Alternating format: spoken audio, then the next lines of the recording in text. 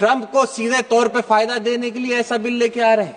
मैं इसीलिए ऐसा कह रहा हूं क्योंकि पूर्व में अध्यक्ष महोदय हमने देखा है कि अमेरिका की तरफ से जो टैरिफ हम लोगों के ऊपर लगाया गया, उसके बाद जिस तरीके का दबाव भारत सरकार के ऊपर बनाया गया, क्या कहीं अंदरूनी तौर पे भारत सरकार ये तो नहीं सोच रही कि ये रेड कारपेट देकर कंपनियों को, अमेरिकी कंपनियों और फ्रेंच कंपनियों को फायदा देकर जिस तरीके का टैरिफ का दबाव ट्रंप बना रहे हैं, उसको कहीं ना कहीं खत्म करने का प्रयास ये सरकार भी अंदरूनी तौर पे कर रही है, ऐसा हम लोगों को दिखाई देता है। साथ ही में मैं आपको बताना चाहूंगा कि 2010 में डॉक्टर मनमोहन सिंह जी की सरकार में जब civil liability of nuclear demand act लेकर आए थे, तो इसमें बीजेपी ने जमकर विरोध किया था।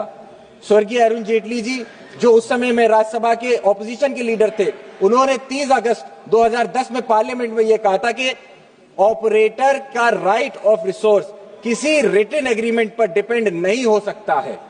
अगर इक्विपमेंट में पेटेंट या लेटेंट डिफेक्ट हो तो सप्लायर की लायबिलिटी होनी चाहिए। इसमें आपको क्लॉज 17B की यूटिलिटी को सप्लायर डिस्ट्रॉय नहीं कर सकता। तो क्या जो उस समय पे 2010 में जेटली जी ने बात कही थी, आप उसको भूल गए?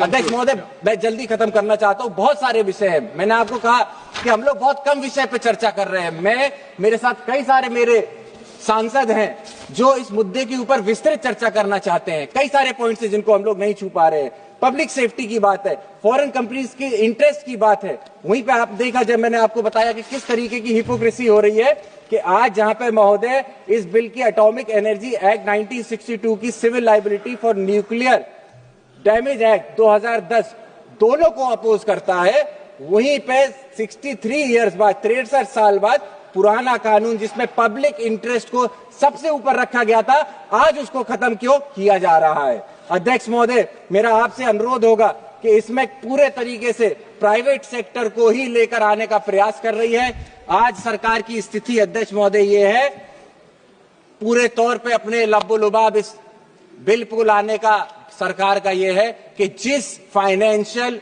परिस्थितियों में आज ये सरकार फंसी हुई है, जहां डॉलर 90 से ज्यादा निकलता चला जा रहा है, इनके कंट्रोल से बाहर हो चुका है, ऐसे में जब इनके पास इन्वेस्टमेंट नहीं है, जब कोई भी कंपनी नहीं आना चाहती है, वहां ये डॉलर के लिए और बाहर की कंपनियों को अपने देश में लाके या इन्वेस्टमेंट और अपना जो डेट है उसको क्लियर करने का प्रयास कर रहे हैं। इसीलिए हम सभी समाजवादी लोग इस बिल का विरोध करते हैं और आने वाले समय में पुरजोर तरीके से विरोध करते रहेंगे। बहुत बहुत धन्यवाद। जय समाजवाद।